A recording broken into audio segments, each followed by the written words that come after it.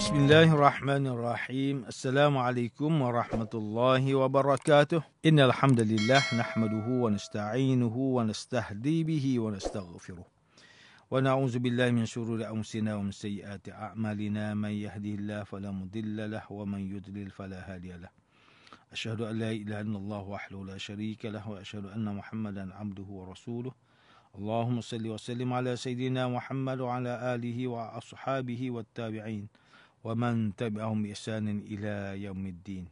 أعوذ بالله من الشيطان الرجيم. يا أيها الذين آمنوا اتقوا الله حق تقاته ولا تموتن إلا وأنتم مسلمون.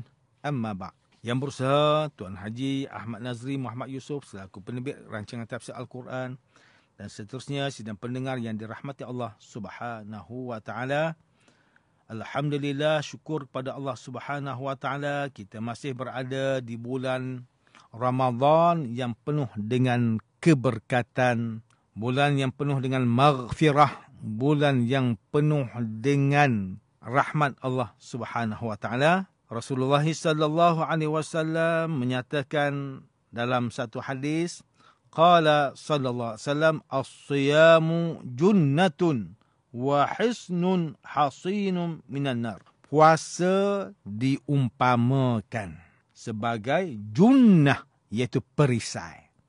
Dan dia adalah kubu daripada kubu dari api neraka. Artinya puasa itu adalah perisai dan dia menjadi kubu pertahanan daripada kita dimasuki ke dalam neraka. Sebab apa? Sebab sesiapa yang berpuasa, maka dia akan berusaha sedaya upaya dirinya untuk bersungguh-sungguh dalam melakukan ketaatan kepada Allah dan juga bersungguh-sungguh untuk meninggalkan larangan-larangan Allah Subhanahu wa taala. Sebab itu puasa itu sebagai perisai ataupun kubu daripada api neraka. Tuan-tuan, puan-puan para pendengar yang dimuliakan, bersama saya Profesor Dr. Muhammad Najib bin Abdul Qadir, Pusat Kajian Al-Quran dan As-Sunnah, Fakulti Pengajian Islam, Universiti Kebangsaan Malaysia. Pada hari ini kita akan menyambung kembali rancangan tafsir Al-Quran bagi siri ke-27. InsyaAllah pada kali ini kita akan membincangkan mengenai pentafsiran ayat ke-44 surah Hud. A'udzu billahi minasyaitonir rajim. Bismillahirrahmanirrahim.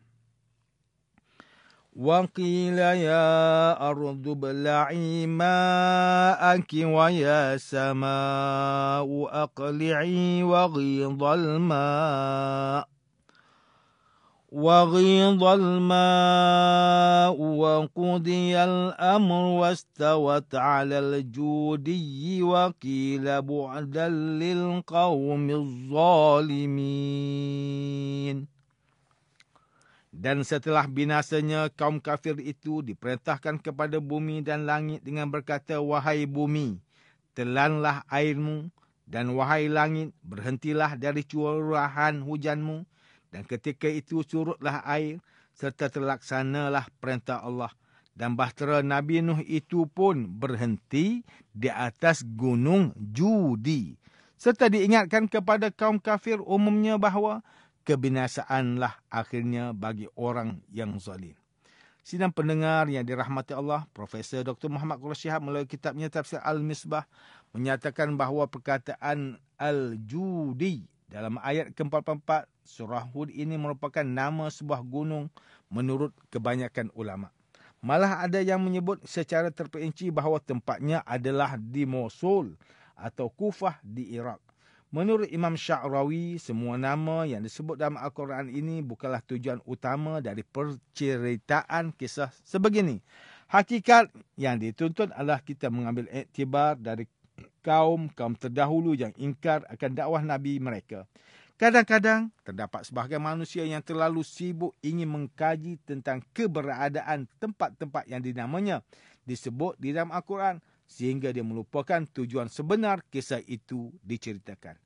Profesor Dr. Muhammad Qureshi Shihab juga mengatakan bahawa ayat ini walaupun ringkas, tetapi ia mengandungi dua suruhan kepada dua makhluk yang agung, iaitu langit dan bumi.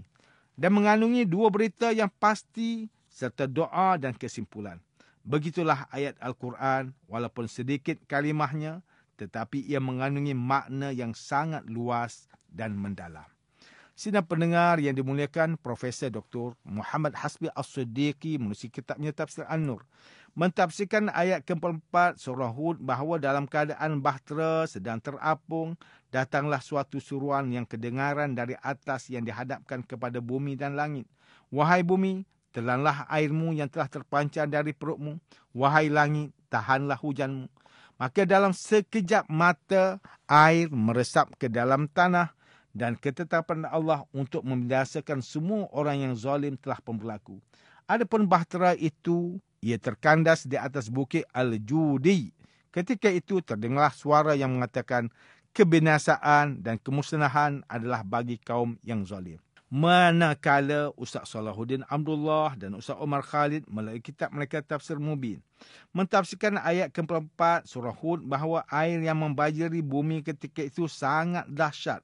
Kita dapat tahu bahawa taufan halilintar telah berlaku melalui ayat Al-Quran yang menyebut bahawa kapal boleh berlayar ketika itu.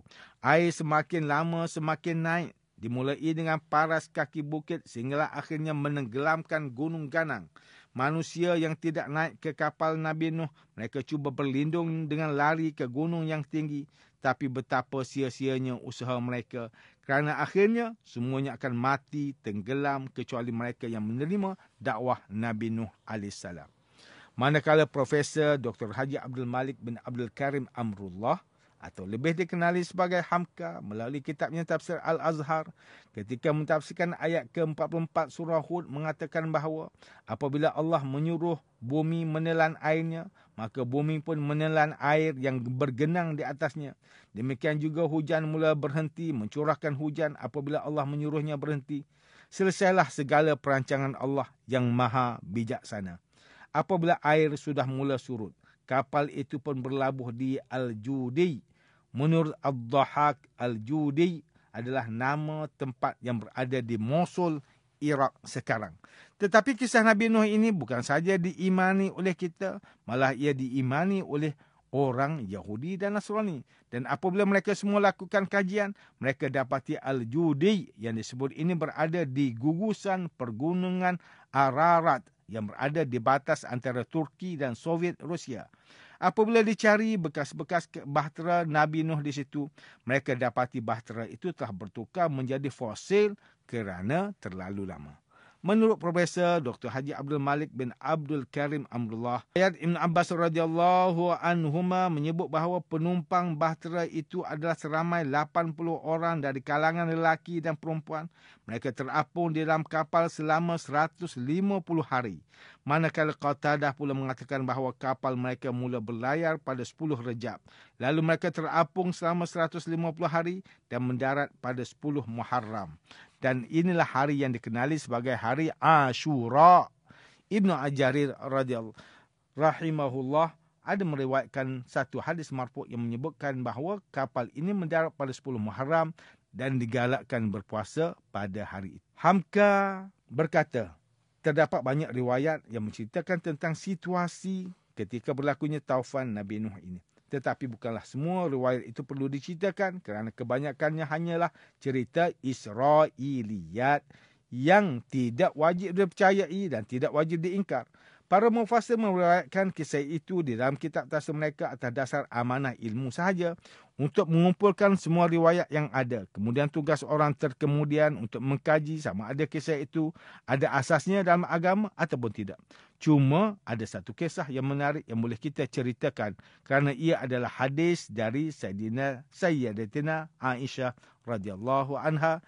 Ketika permulaan berlakunya hujan taufan ini, ada seorang perempuan yang sedang menyusui anaknya. Apabila air semakin naik, dia membawa anaknya lari ke sepertiga gunung. Lalu air sampai juga ke situ. Maka dia larikan anaknya hingga ke 2/3 gunung. Lalu air sampai juga ke situ. Dan dia larikan lagi anaknya ke puncak gunung. Malangnya air tetap naik sehingga ke puncak gunung. Dia pun memangkung anaknya ke dada apabila air sudah menyentuh kakinya. Apabila air semakin naik, dia akhirnya menjunjung anaknya di atas kepala. Tetapi akhirnya air itu menenggelamkan mereka berdua. Maka berkatalah Rasulullah sallallahu alaihi wasallam yang bermaksud, kalau ada di antara mereka yang akan dikasihi oleh Allah, pastilah perempuan ini termasuk di antara mereka. Tuan-tuan dan puan-puan yang dirahmati Allah, demikianlah tafsir bagi ayat ke-44 surah Hud menurut pentafsiran oleh para ulama. Ayat ke-44 surah Hud ini menjelaskan kepada kita bahawa azab Allah apabila diturunkan, maka ia akan terkena kepada semua orang sama ada beriman atau tidak, jahat atau baik, bersama kemungkaran ataupun sebaliknya. Ini sebagaimana disebutkan dalam ayat ke-25 surah Al-Anfal. A'udzubillahi minasyaitonirrajim. Wattaqu fitnatan la tusibanna alladhina zalamu minkum khassah wa'lamu annallaha syadidul iqab. Dan jagalah diri kamu daripada berlakunya dosa yang membawa bala bencana, yang bukan sahaja akan menimpa orang-orang yang zalim di antara kamu secara khusus, tetapi akan menimpa kamu secara umum. Dan ketahuilah bahawa Allah maha berat azab seksanya. Azab Allah merupakan azab yang sangat dahsyat yang tidak terbayang oleh akal kita. Walaupun kita selalu membaca kisah-kisah kaum yang diazab oleh Allah, tetapi hanya orang yang mendapat hidayah Allah sahaja yang akan betul-betul memahami ketakutan azab Allah. Disebabkan itulah kadang-kadang kita akan terkejut mendengar kisah tabi'in dan orang soleh yang boleh pengsan. Malah ada yang sampai mati apabila membaca ayat-ayat Allah. Ini kerana mereka telah memahami betul ketakutan menimbulkan kemurkaan Allah yang maha berkuasa. Melakukan apa saja, benarlah firman Allah pada ayat ke-28 surah Fatir, innama yakhshallaha min ibadihil ulama, innallaha azizun ghafur. Sebenarnya yang menaruh bimbang dan takut melanggar perintah Allah dari kalangan hamba-hambanya hanyalah orang yang berilmu. Sesungguhnya Allah Maha Kuasa lagi Maha Pengampun. Orang berilmu yang dimaksudkan dalam ayat ini adalah orang yang beramal dengan ilmu mereka seperti orang soleh. Mereka lah yang sebenar-benar takut apabila diceritakan tentang kisah-kisah azab Allah tanpa perlu melihat jauh. Marilah kita mengambil iktibar dari gempa bumi yang berlaku di Syria dan Turki. Ia telah mengorbankan ramai saudara seagama kita. Kira-kira 3,700 orang yang telah terkorban dan ramai lagi yang cedera.